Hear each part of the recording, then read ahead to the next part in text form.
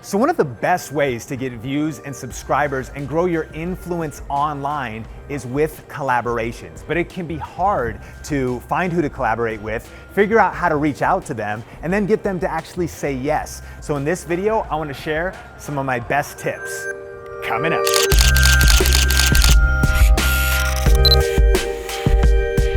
Hey, what's up guys? Sean here with Think Media, bringing you the best tips and tools for building your influence with online video. And I'm here at CVX Live. Omar and I flew out from Las Vegas, traveled to Salt Lake City, a beautiful city, and have been checking everything out here, and we've been loving this convention. I've been here doing some sessions for creators, helping them with tips, helping them with strategies. I've been able to meet a lot of creators as well, just getting to connect with some of you from the Think Media community, as well as video influencers. And Omar and I have also been testing out some brand new gear that we're gonna be posting new videos and reviews on soon. But in this video, I wanna share just a few of the takeaways from my session on collaborations. Now, I've actually never shared this information before. Personally, I've done over 400 interviews with different influencers, collaborated with a lot of different creatives, a lot of different YouTubers, and I've made a lot of mistakes along the way and learned a lot of lessons. So I wanted to take some of those takeaways, share them with you in this video. So let's check those out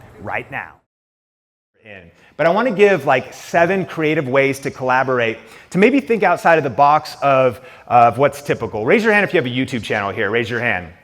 Awesome, I'm in the right room, mostly everybody. So we know what collaborations are. We've seen other people do them, but I think there are some ways that are maybe outside the box to think about what collaboration could look like.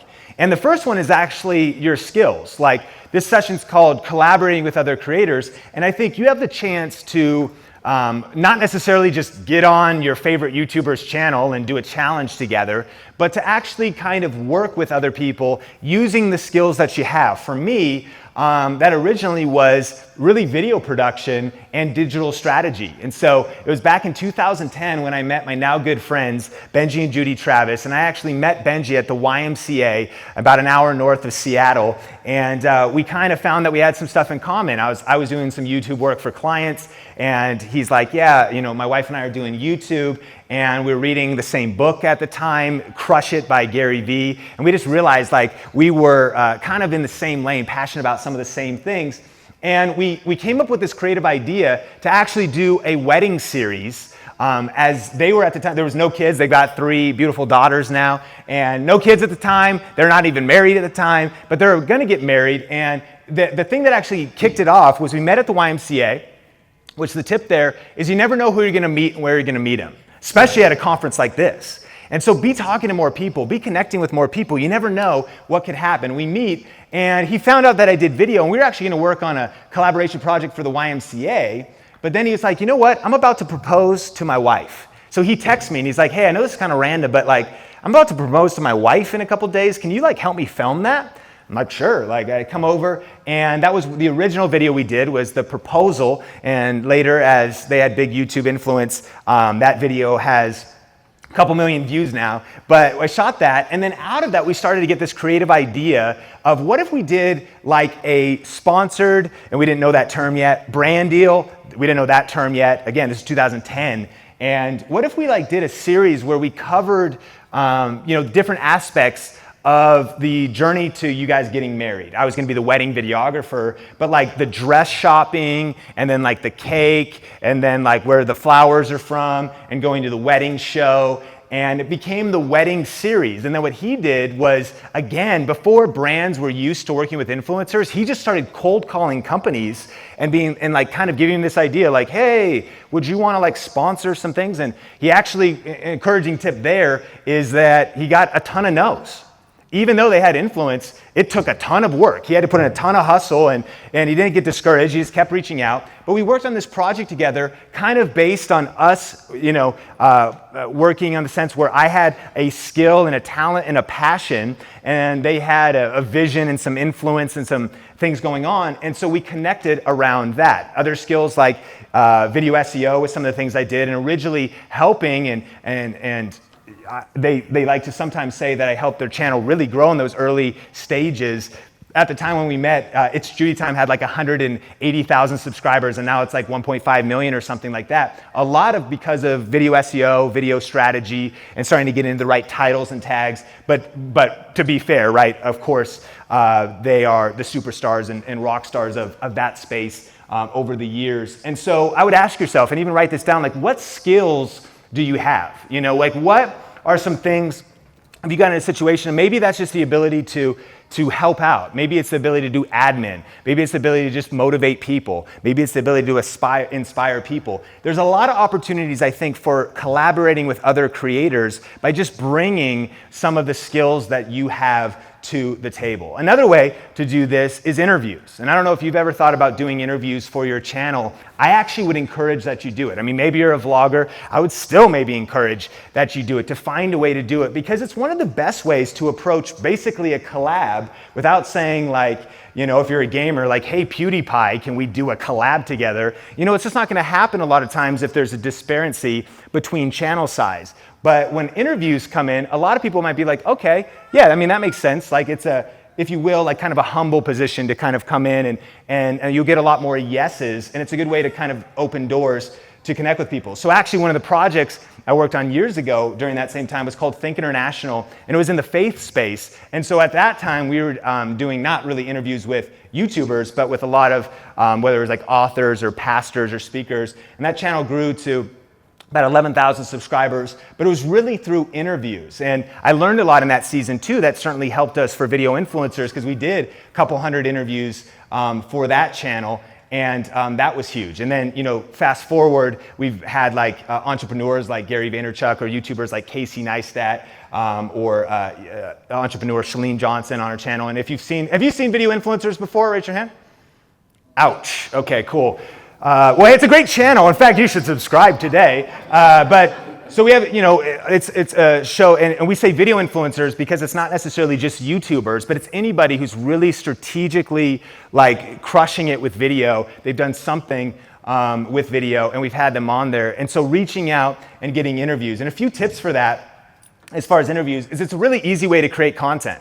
It's one reason why I love it, is because you just show up. They've lived the 10 to 20 years it took them to build their influence. They've developed all these tips and insights, and you know how hard it is to produce content. They can just share it with you, and you just DJ it. You know, you're just able to capture that. Of course, it increases your exposure and your authority. It also builds your network. I mean, I can't emphasize this enough, that one of the people, I mentioned Shalene Johnson on there, and since that time, we've done all kinds of things together. I speak at her events, and we've done collabs together since that time that are more on a peer level, if you will. But it all started with an interview, just because an interview is a great way to just meet somebody, get to know them. They can kind of see the quality of your work, and that's why I'm so passionate about interviews. Plus, it's sustainable.